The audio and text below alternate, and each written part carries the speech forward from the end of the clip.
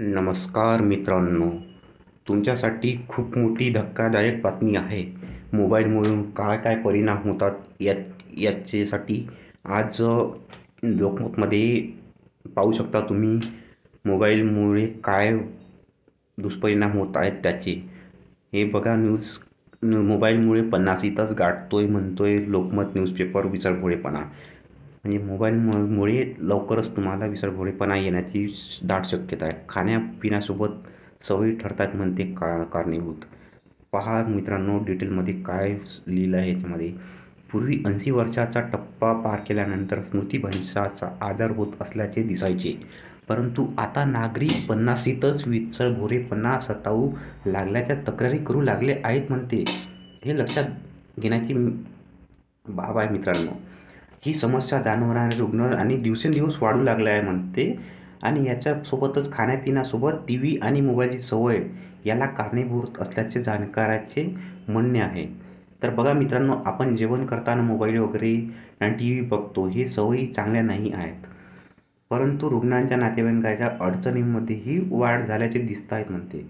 ही बातमी आहे राजस्थानमधल्या जयपूरमधून आलेली आहे. समोर का म्हणत आहेत, राजस्थानमधील भीलवाडा येथील महात्मा गांधी हॉस्पिटलचे मनोरुग्ण विभागाचे प्रमुख डॉक्टर विरभान चंचलानी यांनी सांगितले आहेत की अनेक जण इथे येतात. दिवसातून अनेक रुग्ण येतात. ते चांगले पदार्थ खायलाही मागतात. खाऊन झाल्यानंतर थोड्या वेळाने तेच पदार्थ पुन्हा मागू लागतात. आपण खाल्ले की नाही हेही त्यांच्या लक्षात राहत नाही. हे बघा मित्रांनो, खूप महत्त्वाची गोष्ट इथे सांगितली आहे. म्हणजे तुम्ही जे खाल्लं ते थोड्या वेळाने विसरतात पण म्हणतात लोक, ज्यांना मोबाईलची जास्त सवय जडली आहे त्यांच्याविषयी गोष्ट केली जात आहे इथे. आणि त्याच्यानंतर काही जण समोर म्हणत आहेत, काही जण आंघोळ केल्यानंतर थोड्या वेळाने पुन्हा आंघोळीला जातात म्हणतात.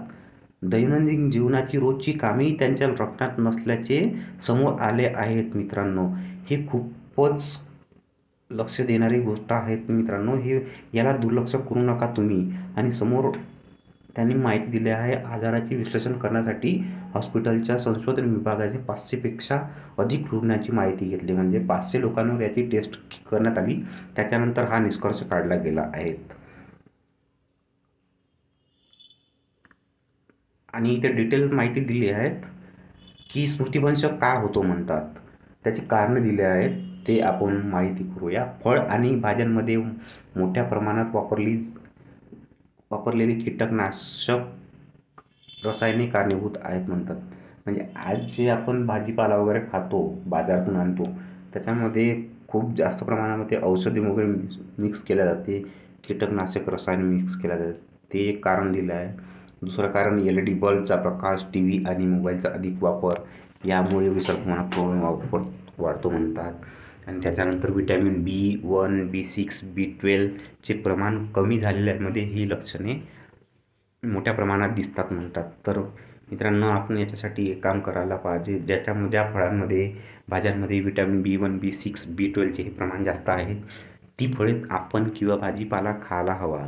तसेच तंबाखू, गुटखा, अनियंत्रित डायबिटीज, मोबाईल रेडिएशन यामुळे पण ही समस्या वाढतात.